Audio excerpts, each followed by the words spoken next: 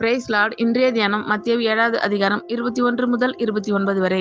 பரலோகத்தில் இருக்கிற என் பிதாவின் சித்தத்தின்படி செய்கிறவனே பரலோக ராஜ்யத்தில் பிரவேசிப்பனே அல்லாமல், என்னை நோக்கி கர்த்தாவே கர்த்தாவே என்று சொல்லுகிறவன் அதில் பிரவேசிப்பதில்லை. அந்நாளில் அநேகர் என்னை நோக்கி, கர்த்தாவே கர்த்தாவே, உமது நாமத்தினாலே தீர்க்க தரிசனம் உரைத்தோம் அல்லவா? உமது நாமத்தினாலே பிசாசுகளை துரத்தினோம் அல்லவா? உமது நாமத்தினாலே அநேக அற்புதங்களை செய்தோம் அல்லவா என்பார்கள்.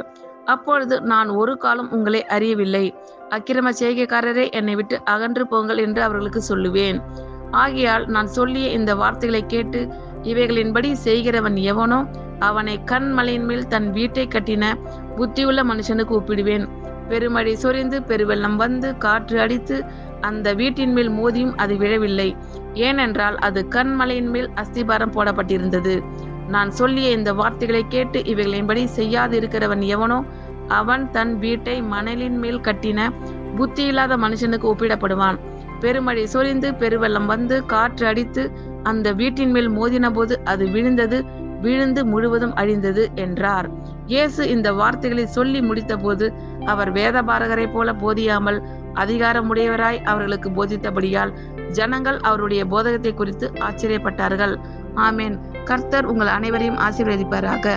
God bless you all.